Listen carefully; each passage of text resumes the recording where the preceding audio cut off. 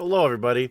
It's been a hot minute since we've talked about just how expensive the Digimon trading card game has become, and I think it's time for an update because we are very close to a new set, which I will actually cover in this video, which is cool.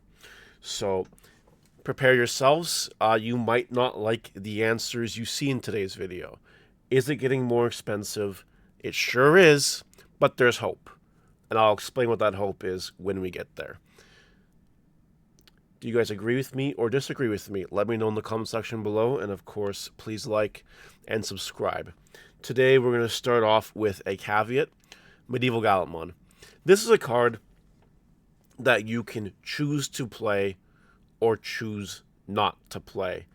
The world won't, burn if you decide not to own a couple copies of this card, right? Everything will move on, it'll be fine, probably. Now, there are some decks that really should just play this card, like I'd consider almost mandatory. We'll get to one of those decks later in this video, but that mostly falls in the rogue category. I'd say though, for competitive decks, you can opt to play this card to help you out if you need it, or to not. Whatever you want to do, it's up to you. That's okay. But now this game has an expensive $92 staple that you might want to have 2 or 3 copies of because of the format we're in. Also because of the format we're coming to next set, where Medieval Gallantmon will be just as good. So take that with a grain of salt. Everything is going to be as expensive as it is. But if you decide to throw Medieval Gallantmon in the mix, it's going to be a lot more painful, financially speaking. Okay? We will start off with the budget good deck of the format. And this video will not cover the meme decks, the tier 3 decks. Sure, you can build tier 3 garbage for $50. We're not talking about that. We're talking about decks that you can take to a store championship or regional, or a store regional, I guess, and have a good chance of doing well if you put in the effort. You're not going to do that with a tier 3 deck, probably. But you are more likely to do it with one of these decks. So just keep that in mind. Imperial, the last update of this video, you could build this deck for $100. Maybe a little bit less. You could squeeze it in. You could consider it budget. You cannot do that as strongly anymore.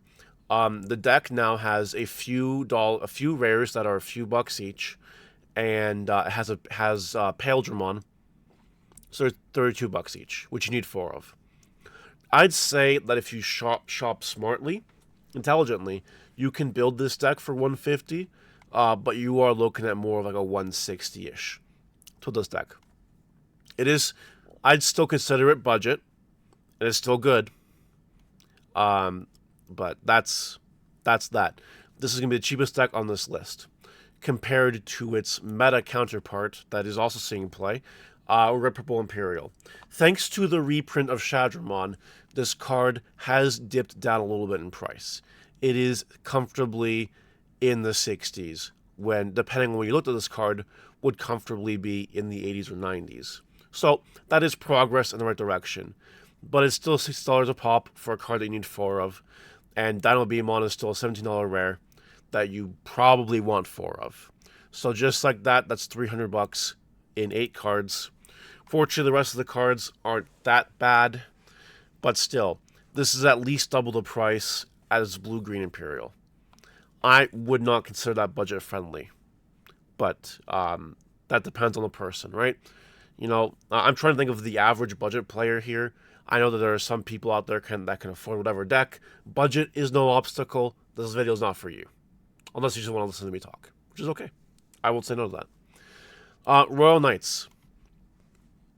It's going to be a little bit expensive. You need BT13 Omnimons. You want 4. That's $140. And you want OmniXs. And they're $40 each, and you want a few. Again, another $300 easy. Easy $300. Easy. And then the budget actually goes up from there because you might play more expensive cards on top of that. Some Gallantmon cards I hear are pretty pricey. So this deck could easily be $400 plus when you're done with it. Easily. Not really budget, right? Speaking of Gallantmons, according to the world champion, you need not the world champion. Sorry, the Oceania national champion. You need 4 copies of this card to play Gallantmon. Those are his words. If you don't like it, go talk to him.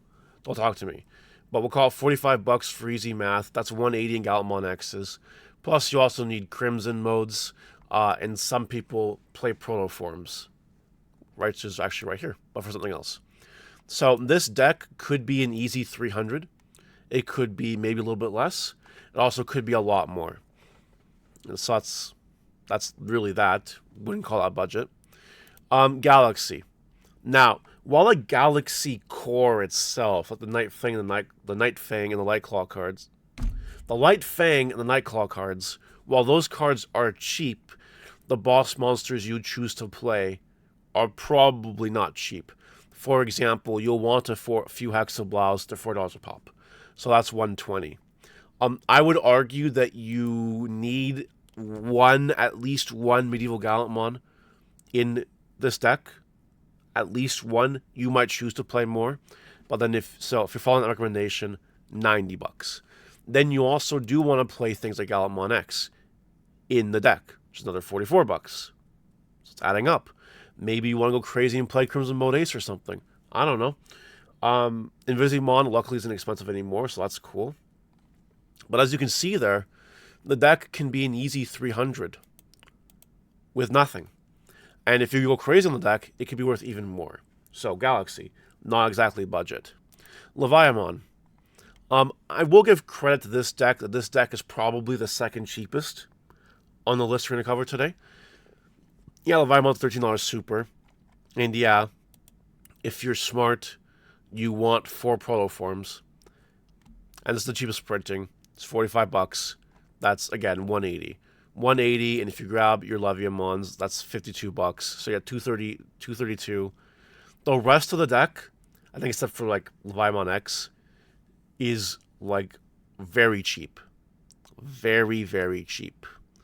And something I haven't really talked about yet, but a lot of these decks do play scrambles and trainings. Scrambles are kind of expensive, right?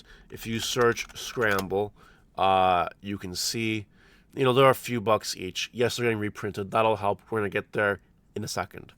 But let's say, wisdom training because we're playing purple. Well, you're looking at $5 each, right? So, yeah, it's going to cost you maybe $200 to build Leviamon when it's all said and done. Just under $200. Sorry. No, what am I saying? Just under $300 to build it.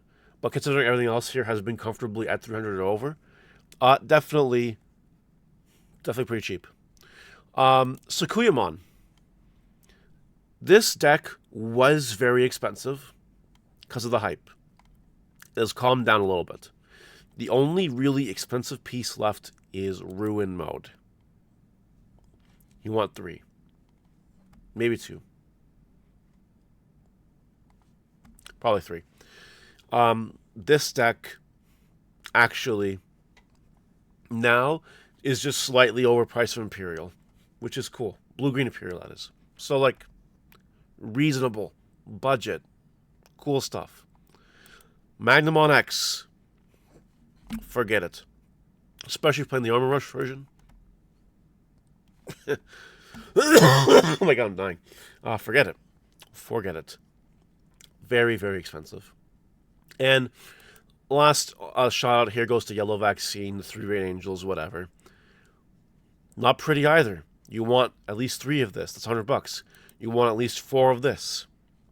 Your mint, well, that's $50. $150. And you do really want a Ruin Mode or 2. So again, maybe not as bad as the others, but still there. Still kind of expensive. More expensive, I'd say, than it was a little bit ago, but, it's what it is. So, now let's talk about the future. The future. And we were talking about this just a second ago. I saw the prompt that I was looking for with the scrambles. We are entering BT21, okay? We are entering a format where Adventure seems like it's going to be one of the best decks of the format.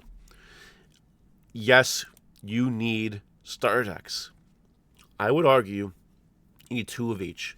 So with MSRP, not these prices, you're looking at $64 for 4 starter decks. The rest of the stuff in set probably won't be too expensive, except for ties. Secret Rare tie, depending on how much it's going to be, will either make this deck budget or price wall this deck. It is one or the other. And in testing so far, you want at least 3. At least 3 copies of it. So it could be, maybe around 250, but maybe they'll sell around 2, and that's okay as well, obviously.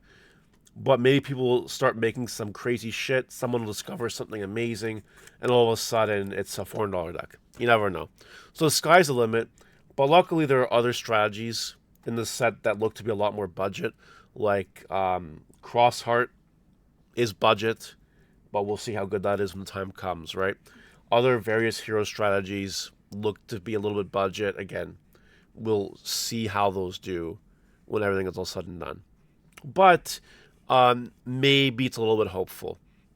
Could you do a budget version of this with like 2 ties and like 4 starter decks and a couple of cards from the new set and make it really budget? We don't know yet. Maybe is the answer. We'll find out. But anyway, it's expensive. The Digimon card game is getting more expensive to play. Your budget deck of choice, well, it was Mirage, but that got neutered. So Imperial being the other budget choice is rising in price. But by the time the next video goes live, we're talking about this particularly, Imperial might not even be meta as much. You know what I mean? Like, things could change very rapidly. On top of that, I won't do the comparison to other card games because Pokemon is still cheaper. Yu-Gi-Oh! Is still more expensive. And Magic is still, again, depending on format, more expensive. That hasn't changed. I'm not going to give you examples. But yeah, that's it. All this time to tell you that Digimon's going up. And it's going to keep going up too, with the global situation and all that. What do you guys think? Let me know in the comments, and I'll see you later. Bye.